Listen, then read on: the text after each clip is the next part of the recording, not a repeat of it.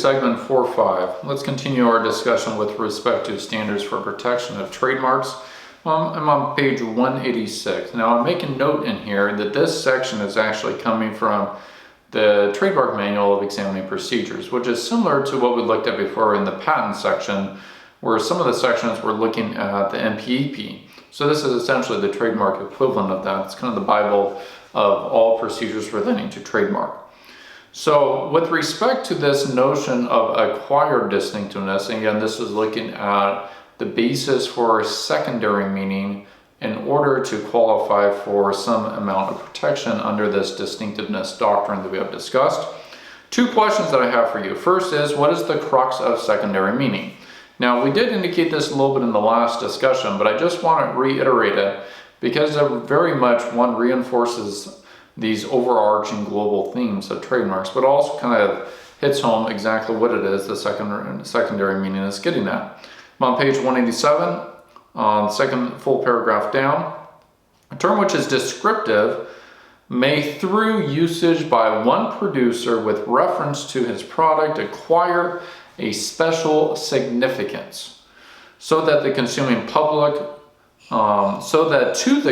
public, the word has come to mean that the product is produced by that particular manufacturer.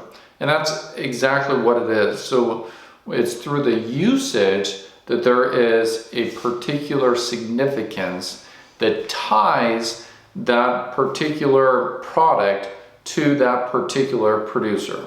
In other words, that in the minds of the consumer, when they hear red hula hoops, for example, they think specifically of hula hoop company number one, going off of the example in the last lecture. The second is what evidence may be provided in order to satisfy secondary meaning. Now, this may be a question that you were having already. You can see again on page 187 that they indicate that there's three types of basic evidence that is generally provided to show the secondary meaning has been acquired. The first is prior registrations. So a claim of ownership, for example, of one or more active prior registrations. These are with respect to the trademark itself. So a mark, logo, name, things of that nature. If there's a prior registration, that would be in your favor. There may be secondary meaning may be shown by a 5 years use time frame. Now keep in mind that we discussed before that secondary meaning relies on usage over time, and so that time component we would almost expect that to be one of the ways in which, for example, secondary meaning can be established, simply because now we have a set threshold of time by which we are then evaluating it. It says a verified statement that the mark has become distinctive by reason of the applicant's substantial, exclusive, and continuous use for 5 years. So in short, if you're the only one using it for 5 years, that alone by itself may be. Now keep in mind that if competition has come up within that 5 years time frame, that also it may be potentially using a similar type mark or something of that nature that may go against this notion of having 5 years type exclusive use. The second or the third one is other evidence, and this is kind of the catch-all. Other evidence, appropriate evidence of acquired distinctiveness.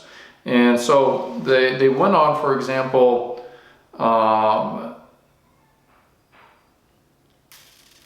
they actually didn't give a whole lot other examples, for example, of acquired distinctiveness under that third category, but just recognize, for example, what other appropriate evidence? A survey. You can do a survey of consumers within the market to show that when they hear your specific mark, they are associating it with your exact company. So some type of a blind type survey may be sufficient. Usually, even when you get to trademark cases at an appellate level, how do they show, for example, that there is some amount of acquired distinctiveness, namely secondary meaning has been established? The more expensive approach would be through some type of a blind survey, but that can, as I just indicated, be very expensive. So other ways that they may do that would be, for example, use of Google AdWords, whether or not there are other competitors using that specific name to do advertising. And you can do a breakdown historically as far as back in 2010, you're the only company using these specific keywords. Again, this is online type marketing, but that you're the only one using these keywords for this specific market. And as time went by, others began to recognize it, and then suddenly they jumped on the bandwagon trying to show that, we have an interest in this market as well. But if you can show that you were using it exclusively for a time, and then the market tried to mimic, namely some of your competitors tried to mimic that as well, that might be one thing in your favor. So let's talk about other considerations for these standards of protection. And this is, again, kind of a recap of some of the things that we have discussed thus far, but again, I just want to do a quick recap here because each of these categories within the spectrum of distinctiveness sometimes make it a little bit blurred together. So I want to make sure that we're very clear. First, mark is inherently distinctive if in its intrinsic nature it actually identifies a source. And that is from the 2 pesos case that we looked at before. So inherently distinctive can be broken down into 3 different categories: arbitrary, suggestive, and fanciful. But each of these has an intrinsic value to the mark that is actually being put forth, namely that it is identifying clearly a particular seller, in this case, a single seller of a particular good or service. And there's the Qualtrics case as well that indicated that almost automatically the mark itself would tell a customer that they refer to a particular brand. Examples: arbitrary would be Apple for a computer.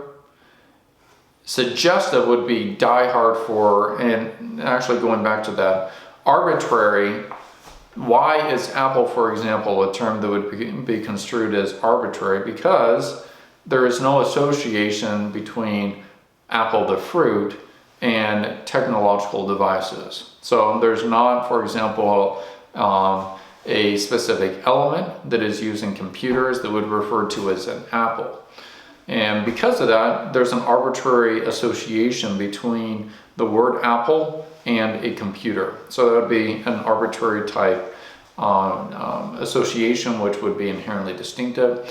Suggestive would be Die Hard for batteries. So does Die Hard itself actually describe how it is operating? Well, kind of. And that's the whole reason. It is suggestive. It's suggesting that the product that you are buying is going to die hard and that it's going to last a long time. And so in the mind of the consumer, what they're trying to do is this inherent type thinking of, wow, if I buy this product, it's going to last for a long time. So it's suggestive as far as what it is that is actually describing as far as the product or the service. Fanciful is Exxon itself, where there is absolutely no other definition in the dictionary. And so it's just literally a random type name. So you have the example of Exxon here, Xerox, Xilinx. All these companies take a name and they associate it with their company, but that name doesn't already have any prior use. Nobody's used it before, things of that nature. So as far as ranking them, the strongest amount of protection we could get would be a fanciful type protection. Because that's the strongest, there's a less likelihood of associating that with anything else in the marketplace. Suggestive would be the second category down, and that is where the name itself suggests something, but and then the next one down would be an arbitrary association, where the term, for example, is used elsewhere throughout the world or in other markets, but within the particular market, let's say the high technology market, the term Apple is not specifically used. So it's an arbitrary association between the name and the particular market in which you are looking at selling in. Acquired distinctiveness, again, is a term that is not inherently distinctive. The primary significance of the mark must be to denote that source, as we have discussed. So, and actually what's interesting is that even the example I give here is Coca-Cola. When most people started to buy Coca-Cola, they thought that this was a chocolate drink, that it came from cocoa rather than Coke. And so that's one of the things to keep in mind here, is that after a time, Coca-Cola began, the term began to be signify the source of the goods rather than describing what the good is itself. So has it acquired secondary meaning? I've indicated a number of different things, and this goes back to some of the other catch-all category 3 that may be applied within the trademark manual. Extent of sales, whether it's being copied, actual confusion, size of the company, things of that nature. Now, when we talk about, for example, this type of acquired distinctiveness, we want to keep in mind that this is merely descriptive, or it is just describing something about the product itself: purpose, size, color, ingredients, origin. So for example, if you have beer nuts, that may be nuts with salt, or intelligent modems may just be some modem. Vision Center, again, it would be some optician service. So the name is indicating what it is that you are actually getting. So, and you may contrast that, and in your mind you may be saying, well, a suggestive mark, isn't that also kind of describing what you are getting? Die-Hard batteries. It's a battery that actually lasts a long time, but the Die-Hard is not necessarily describing what the battery is made of. So if we had said, and to compare and contrast, Die-Hard battery would be a suggestive mark. If we had said a lithium-ion battery, that would be a merely descriptive mark. And the lithium-ion battery, if that was our mark that we were trying to go through for, would actually have to acquire secondary meaning by the exact company before they would be able to get exclusive protection for that. So is the term suggestive, as I just indicated, or is it actually merely descriptive? Are some good questions to ask when you're actually looking at that. And not only that, that if it is suggestive, then that's inherently distinctive.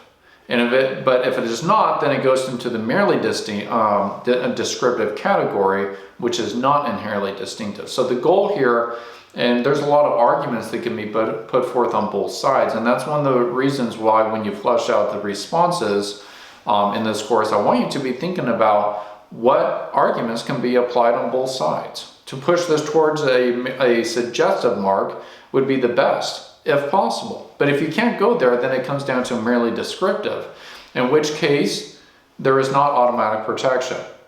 And you would have to then ask the question whether or not secondary meaning can in fact be inferred by different fact scenarios. Now, when you're looking at this merely descriptive type category, you're also toying with this idea of whether or not it is already generic. So if it's a generic term, then it would get no classification whatsoever, so it wouldn't get any protection. And so if it's in this merely descriptive category, you're essentially going one way or the other towards protection or no protection. So merely descriptive, if we can show secondary meaning, then it tips toward acquired distinctiveness.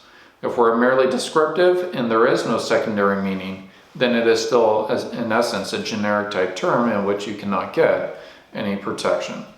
So a descriptive symbol, and this is kind of the conclusion here, falls between a suggestive mark, which is a protectable without showing secondary meaning, and a generic term, which is never protectable. And so that descriptive marks falls between this inherent descriptive and no protection. And what you're trying to do is establish whether or not secondary meaning has been established for that mark, which would tip it into acquired distinctiveness. Now, geographically descriptive is, again, another indication of something that is not inherently descriptive.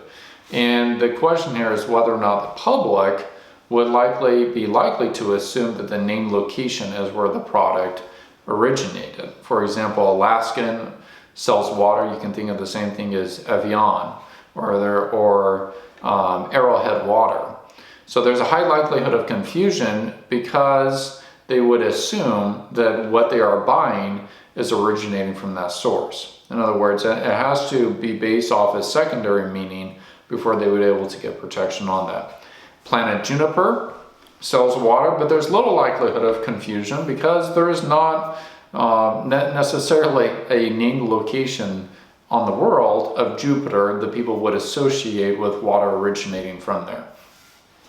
So that may qualify as an inherently distinctive mark because there's no town, city, country in the world, at least that is readily known, that has the name of Jupiter.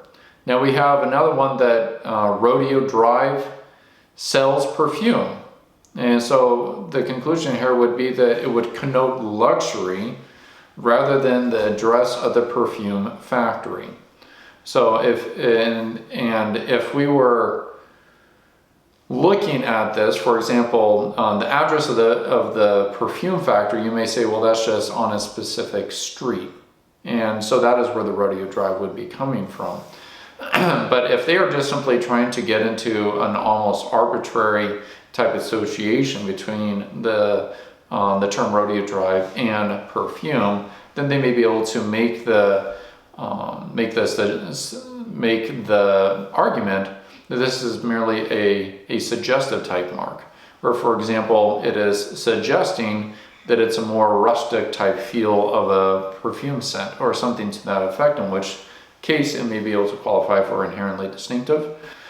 But if they come back and say, well, actually our perfume company is located on a street that's also considered Rodeo Drive, then that may be geographically descriptive, in which case they would need to put forth secondary meaning in order to actually show that they have acquired distinctiveness.